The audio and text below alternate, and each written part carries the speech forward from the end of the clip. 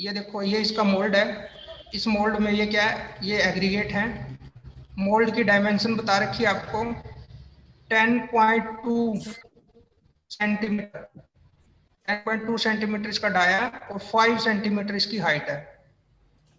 ठीक है, ये क्या है, ये हैमर है इसका, और हैमर का वेट ये देखो 3.5 के 13.5 के जी टू 14 के जी, 13.5 से 14 किलो तक इसका वेट होता है। और ये कितनी हाइट से नीचे गिरेगा, ये दिखा रखा है आपको यहाँ पर 38 सेंटीमीटर, प्लस माइनस कर दिया 0.5 सेंटीमीटर, मतलब 37.5 सेंटीमीटर भी हो सकता है ये, और 38.5 सेंटीमीटर भी हो सकता है। इसका मतलब प्लस माइनस का यही मतलब है। इस 38 में से 0.5 माइनस भी हो सकता है और 0.5 प्लस भी हो सकता है। तो इतनी हाइट से हम इसको क्या करते हैं, ड्रॉप करते हैं। ये जाकर इस पर लगेगा, उनका क्या करेगा, ब्रेक डाउन करेगा। अब ये देखिए गिरता कैसे है, देखो ऊपर लॉक दिखा रखा है, लॉक और की। ये यहाँ पर क्या होता है, इस तरह से इसमें फंस जाता है। फिर जब हम इसको ऊपर उठाते हैं तो क्या करेगा, एकदम ये नीचे जाएगा। समझ आया? तो ये इसके क्या है, हैंडल है, या बोल दो लिफ्टिंग हैंडल। और ये आपका पूरा इसका डायग्राम था, पिक्चर भी आपको दिखा दी मैंने। अब इसके बारे में पढ़ लेते हैं यहाँ से।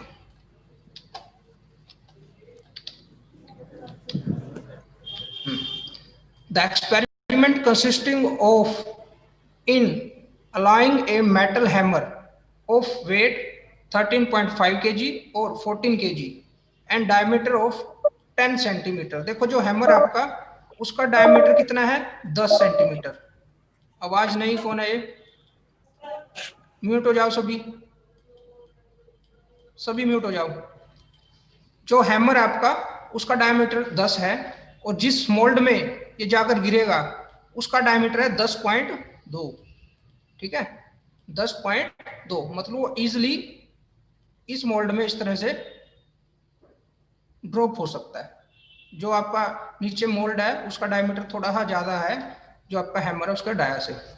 तो बताइए, यहाँ पर ये बताया कि आपका जो हैमर है वो जो लगभग 14 किलो के आसपास है, और उसका डायमीटर 10 सेंटीमीटर है, जिसको हम फॉल करेंगे कितनी हाइट से, 38 सेंटीमीटर से। अभी बताया था मैंने, plus minus 0.5 centimeter on the test specimen. Specimen का मतलब वो सैंपल, किस पर फॉल करेंगे उसको, टेस्ट स्पेसिमेन पर, टेस्ट सैंपल पर। और वो है कहां पर, सैंपल आपका कहां पर रखा है, kept in a D attachable cylindrical steel cup. जो नीचे आपका मोल्ड था वही आपका ये क्या, डी अटैचेबल, वो डी अटैच होता है, हो जाता है, मतलब वहां से निकल जाता है। Detachable cylindrical steel cup, जिसका इंटरनल डायमीटर 10.2 सेंटीमीटर है और जिसकी हाइट 5 सेंटीमीटर है, and rigidly fasten centrally to the base. और बेस पर वो क्या हुआ हो रखा है, सेंटर में फास्टन हो रखा है, मतलब फिक्स हो रखा है। There is a locking arrangement, वहां पर एक लॉकिंग अरेंजमेंट होती है, जैसे अभी दिखाया था मैंने, for raising the hammer, hammer को ऊपर उठाने के लिए, and allowing it to fall freely, और उसको फ्रीली फॉल डाउन होने के लिए। उसके बाद प्रोसीजर देख लेते हैं हम। ये तो पूरा उसका ये जो एपरेटस है उसके बारे में बताया। अब हम इसमें सैंपल कैसे बनाते हैं, कैसे उसको फिल करते हैं, उसके बारे में है। देखिए क्या है, sample of road aggregate passing. अब हम इसमें कि 20-20 mm के एग्रीगेट रख देंगे और वो सिर्फ 3 ही एग्रीगेट आए ना, ठीक है। तो ये जो हमने उसमें एग्रीगेट रखने हैं उनका साइज पहले से ही क्या है, स्टैंडर्डाइज है। ऐसा नहीं है बड़े बड़े उसमें 2 ही एग्रीगेट रखती है या सिर्फ एक ही रख दिया, उसका कैसे फाइंड आउट करेंगे। तो हमने जो एग्रीगेट का साइज रखना है वो कितना रखना है, 12.5 mm की सीव से उस पर क्या करेंगे, पास करेंगे। ठीक है, तो ऐसे एग्रीगेट जो 12.5 mm की सीव पर तो रिटेन हो जाए, एक मिनट, पास हो जाए, ये यहाँ से है, पास हो जाए 12.5 mm, क्योंकि ऊपर ये सपोज करो ये हमने लगाई है 12.5 mm की सीव, और इसके नीचे लगाई है हमने 10 mm की सीव। कुछ को तो ये नहीं पता होगा 10 mm 5 mm किस तरह से होगा, चलो ये बाद में बताएंगे। ठीक है, तो हम इसमें क्या करेंगे, एग्रीगेट डालेंगे, ऊपर से इसमें एग्रीगेट डालें। तो जो एग्रीगेट 12.5 से तो पास हो जाए और 10 mm की सीव पर रिटेन हो जाए। अब कुछ एग्रीगेट ऐसे भी होंगे जो 10 mm से भी क्या हो जाएंगे, पास हो जाएंगे, बिल्कुल छोटे छोटे, उनको नहीं लेना हमने। बस इस इनके बीच का 12.5 से पास हो जाए और 10 पर रिटेन हो जाए, ऐसे एग्रीगेट हमने लेने हैं। ठीक है, तो ये लिखा हुआ है sample of road aggregate passing 12.5 centimetre sieve mm sieve and retain on 10 centimetre sorry 10 mm IS sieve is taken for the test. The sample is dried in the oven at a temperature 105 degree Celsius to 110 degree Celsius. फिर हम क्या करेंगे, जो हमने ये यहाँ पर sample लिया, जो एग्रीगेट लिए, उनको ड्राई करेंगे। कितने टेम्परेचर पे? 105 से 110 डिग्री। कितने टाइम के लिए? लगभग 4 घंटे के लिए। थोड़ा सा क्लियर नहीं है, फिर भी समझ आ सकता है हमें। चलो पढ़ते हैं। उनको फिर क्या करेंगे, गर्म करने के बाद, हीट करने के बाद ठंडा कर लेंगे, कूल्ड कर देंगे। The cup is fitted with test aggregate. अब क्या करना है, जो कप था नीचे मोल्ड था, उसमें वो एग्रीगेट डालने हैं। साइज हमने देख लिया, उनको ड्राई कर लिया हमने। ठीक है, क्योंकि उसमें वो कुछ मॉइस्चर एब्जॉर्ब करे हो सकते हैं, जो आपका एटमॉस्फेरिक मॉइस्चर होता है, वो हो सकता है उन्होंने एब्जॉर्ब किया हो। ठीक है, तो वो जो टेस्ट है हमारा, वो एक्यूरेट नहीं रिजल्ट दिखाएगा, तो उनको क्या करना पड़ेगा, ड्राई करना पड़ेगा। तो हमने ड्राई भी कर लिया, साइज भी उनका ठीक ले लिया। अब क्या करेंगे, इस मोल्ड में पाना है। अब क्या करेंगे, देखो 3 लेयर में, जैसा बताया मैंने, उसको 3 लेयर में डालेंगे टैंपिंग करके। एक स्टील रोड होती है, इस तरह से दिखाता हूं, चलो वो भी आपको। सिंपल स्टील रोड होती है, देखो इस डायग्राम देखो, नीचे पड़ी हुई है, देखिए इधर। तो ये स्टील रोड है, ये आपका मोल्ड है, आपको एग्रीगेट डालने 3 लेयर में। तो इसमें कुछ एग्रीगेट डाले, फिर थोड़ा टैप किया उसको, चलते अपना वापस। हाँ, तो 3 लेयर में इसको डालेंगे by tamping each layer with the tamping rod at least 25 times and levelled. उसमें कुछ एग्रीगेट डाले, इतने एग्रीगेट डाले कि 3 लेयर में फिल हो जाए वो। एग्रीगेट डालकर उसको 25 बार टैप किया। ठीक है, इससे टैंपिंग रोड से।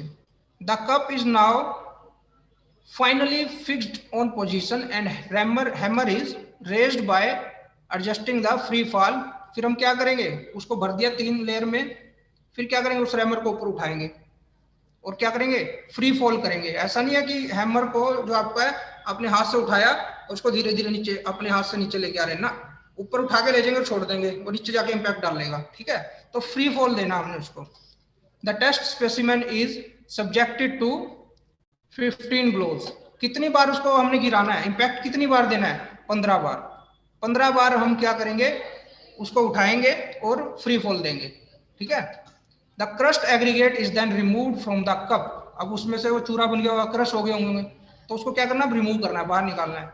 कैसे निकालना है, अलग कैसे करेंगे, उसको छान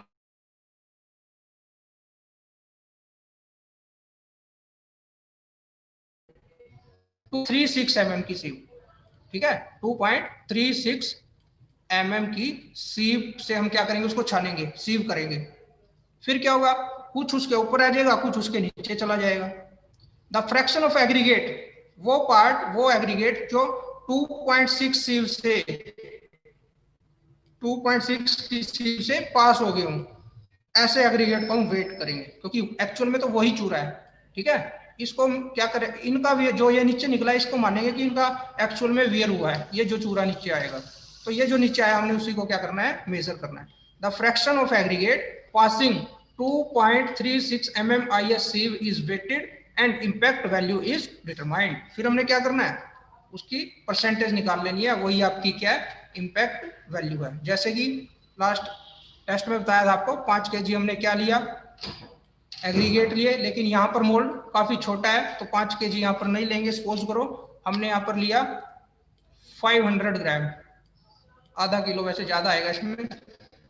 आधा किलो हमने क्या लिया, एग्रीगेट लिए, उसको सारा प्रोसीजर किया। 2.36 mm की सीव से कितना पास हुआ, सपोज करो 100 ग्राम पास होके नीचे आ गया।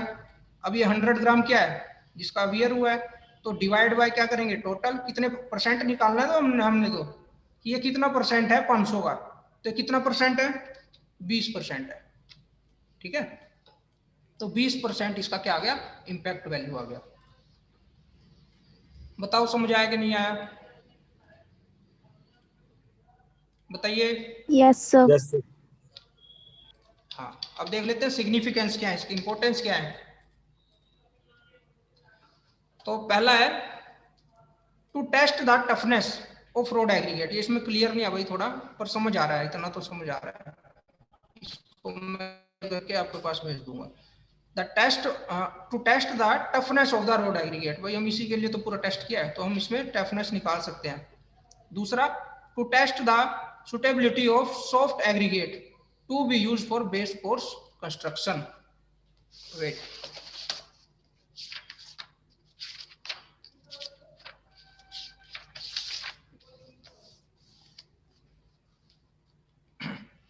तो क्या करता है दूसरा, to test the suitability of soft aggregate to be use for base course construction. तो बेस कोर्स जैसे बताया था मैंने, अलग अलग लेयर होती हैं, तो बेस कोर्स में अगर हमें सॉफ्ट एग्रीगेट डालने हैं तो वो सुटेबल है या नहीं।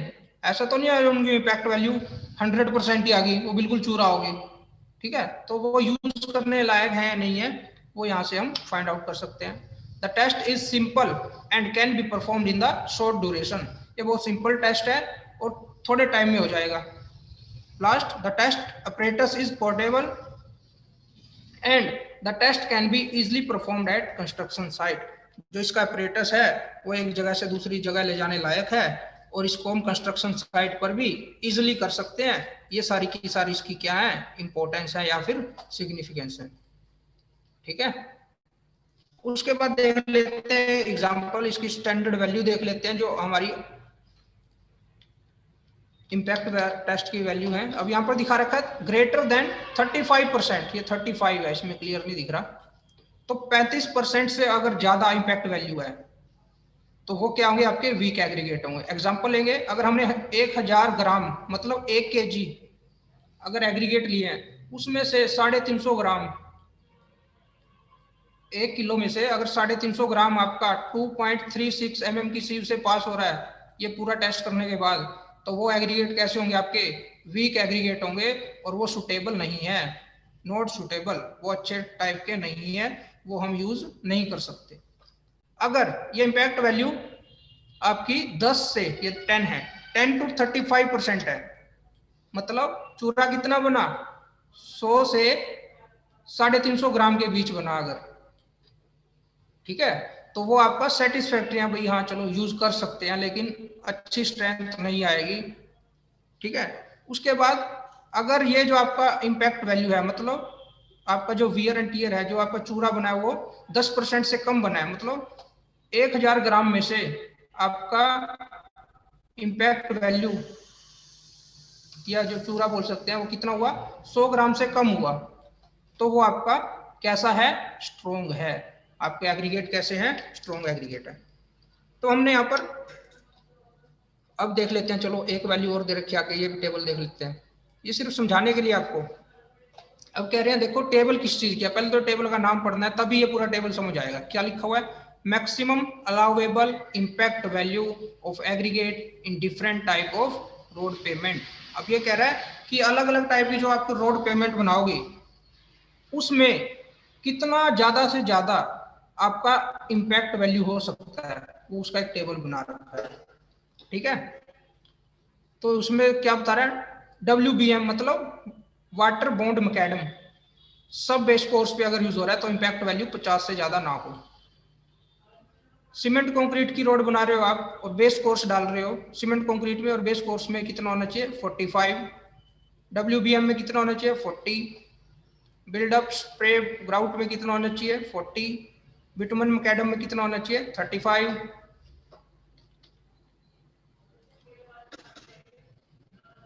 इस तरह से पूरा का पूरा टेबल है। ये पूरा, इसको पढ़ने में कोई फायदा नहीं है, आप देखना इसको, बस एक दो वैल्यू याद रख लेना जो आपको ठीक लगे, ठीक है। तो ये था हमारा इम्पैक्ट टेस्ट, बताओ समझ आया कि नहीं आया, यस बताइए। Yes sir. चलो नेक्स्ट करते हैं crushing strength test. Crushing strength test, ये भी कुछ कुछ इम्पैक्ट टेस्ट जैसा ही है, देखते हैं। देखो लेकिन इसमें थोड़ा इसका बोल सकते हैं अपरेटस जो है वो अलग है। देखिए क्या कह रहा है, क्रशिंग मतलब क्रश करेंगे हम इसको, किसको, एग्रीगेट को। तो क्या है, this test is used to determine the ability of road aggregate resist crushing under traffic wheel load. इसमें क्या निकालना है भाई, वो क्रशिंग के अगेंस्ट उसमें कितनी रेजिस्टेंस है, किसमें, एग्रीगेट में। If the aggregate are weak, अगर एग्रीगेट हमारे वीक हैं in strength, they can be easily crushed, वो इजिली क्या हो जाएंगे, क्रश हो जाएंगे, under rigid tyre rims of heavy loaded animal drawn vehicles. किसकी वजह से, कोई भी हो सकता है वैसे व्हीकल तो आपका, ये कह रहा है कि आपके एग्रीगेट अगर वीक हैं तो वो क्रश हो जाएंगे, किसकी वजह से, जो रिजिड टायर वाले रिम हैं, जिनको कौन खींच रहे हैं, एनिमल्स, एनिमल के द्वारा जो व्हीकल चलाए जाते हैं उनके रिजिड रिम के कारण। दस aggregate crushing value sorry, thus aggregate crushing value of aggregate determine the relative measure of their resistance to crush under traffic load। Simple सी बात है, 4 लाइनों में लिखी है, एक एक बात है कि क्रशिंग स्ट्रेंथ टेस्ट हम क्यों करते हैं, to determine the resistance against crushing under traffic load. उसके बाद इसका अपरेटस देख लेते हैं हम। चलो इसकी भी एक्चुअल फोटो दिखाता हूं मैं।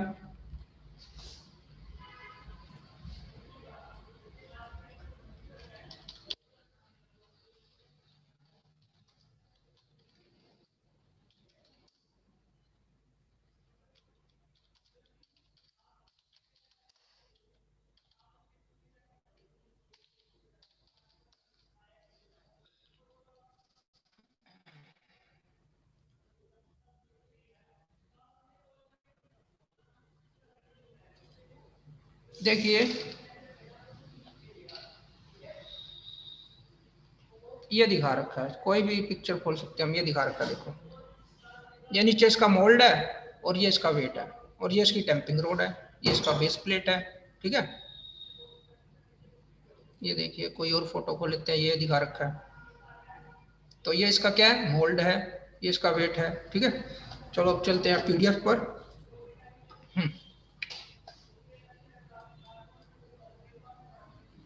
तो अब पढ़ते हैं इसके apparatus के बारे में, क्या कह रहा है, it consist of A steel cylinder, किसका बनता है, स्टील सिलेंडर का बनता है, पूरा का पूरा क्या सिलेंडर है, विद ओपन एंड्स, दोनों एंड इसके कैसे होते हैं, ओपन होते हैं।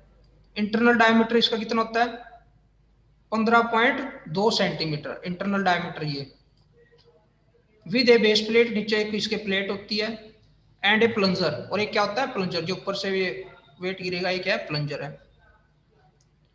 cylindrical measure of internal diameter 11.5 centimeter and height 18 centimeter is used for filling the aggregate।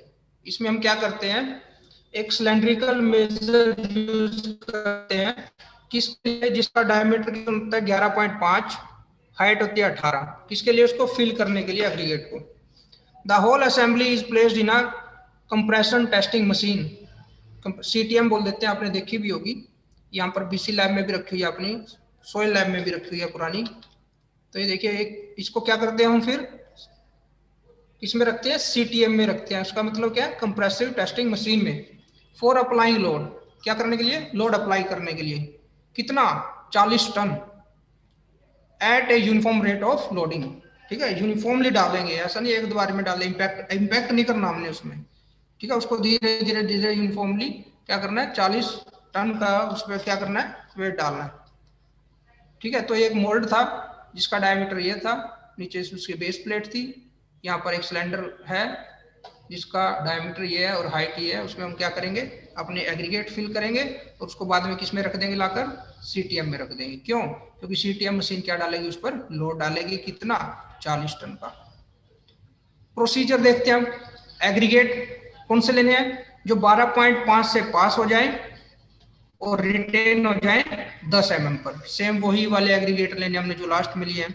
The aggregate like in other test are dried at temp, फिर क्या करेंगे उनको हम, जैसे हम और टेस्टों में क्या करते हैं, उसको ड्राई करेंगे, कितने टेम्परेचर पर, 105 से 110 डिग्री सेल्सियस पर, कितने टाइम के लिए, 4 घंटे के लिए, 4 आवर्स, ठीक है, ओवन में रख देंगे और उसको फिर क्या कर देंगे, ठंडा कर लेंगे। The test specimen is filled in the cylindrical measure of, hello कौन बोल रहा है भाई, कुछ दिक्कत है, प्रवीण कुमार, म्यूट हो जाओ।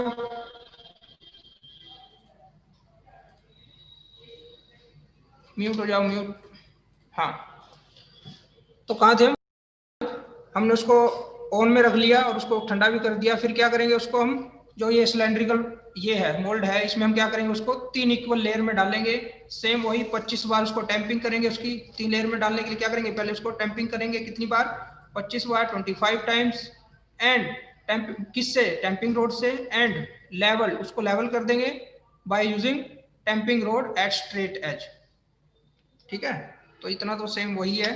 The test sample is placed in a cylinder and a load of 40 ton is applied. ठीक है, उस पर क्या करेंगे, लोड डालेंगे कितना, 40 टन का। अब 40 टन का किस तरह से डालेंगे, 4 टन पर minute.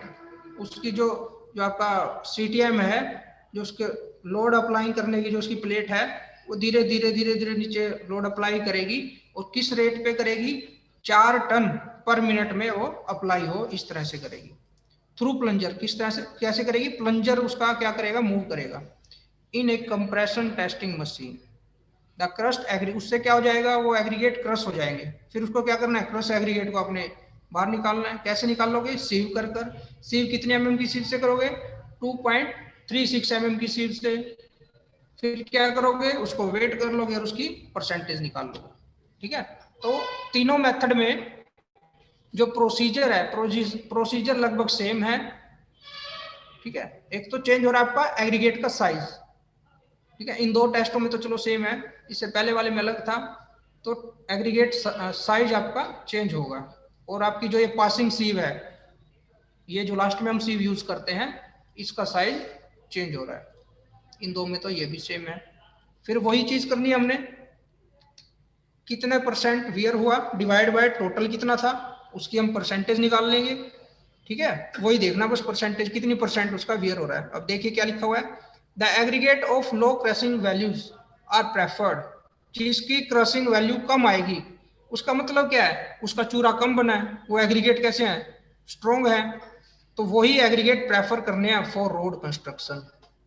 The aggregate crushing value for good quality aggregate to be used for base course shall not exceed। देखो, जो बेस कोर्स के लिए हम एग्रीगेट यूज करेंगे, उन एग्रीगेट की क्रशिंग वैल्यू 45% से ज्यादा ना हो।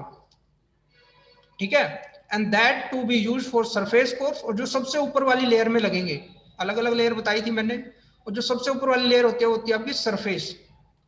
सरफेस कोर्स बोल दो इसको, या लेयर बोल दो, या फिर इसको बोल देते हैं हम क्या, फिनिशिंग। फिनिशिंग तो खैर इसके ऊपर आ जाएगा, इसको या फिर बोल देते हैं वियरिंग, वियरिंग कोर्स। तो यहाँ पर अगर एग्रीगेट, जो एग्रीगेट हम यूज करेंगे, उसकी क्रशिंग वैल्यू किससे कम होनी चाहिए, 30% से कम होनी चाहिए।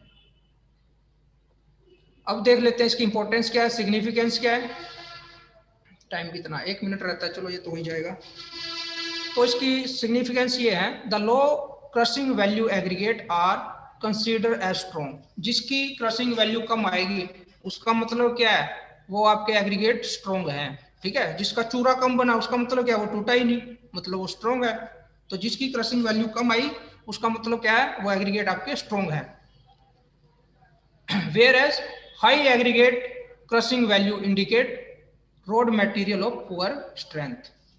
जिसकी क्रशिंग वैल्यू ज्यादा आएगी, वो एग्रीगेट आपके पुअर स्ट्रेंथ के है। आगे क्या कह रहा है, this test is useful to determine the suitability of road aggregate for different component of road pavement like base course, sub base course and surface course. Aggregate for base course and sub-base course may be of lesser strength। जो आपके base course में use होंगे और जो आपके सब base course में use होंगे, क्योंकि वो लेयर आपकी नीचे होती है, तो वहां पर ऐसे एग्रीगेट भी चल जाएंगे जिनकी क्रशिंग स्ट्रेंथ थोड़ी कम हो। लेकिन जो सबसे ऊपर वाली लेयर है, जैसे कि आपका सरफेस कोर्स है, वहां पर आपको एग्रीगेट वही यूज करने हैं जिसकी क्रशिंग वैल्यू ज्यादा हो। वही लिखा होगा, देखो आगे, but aggregate of surface course मतलब जो सबसे ऊपर की लेयर है, of pavement should be of high strength to withstand heavy stresses due to wheel load. क्यों ज्यादा होनी चाहिए? ताकि वो विद स्टैंड मतलब टिका रहे, किसके अगेंस्ट? हैवी स्ट्रेसेस के अगेंस्ट। हैवी स्ट्रेसेस कहां से आ रही है? Due to wheel load, wheel के लोड के कारण। बताओ आप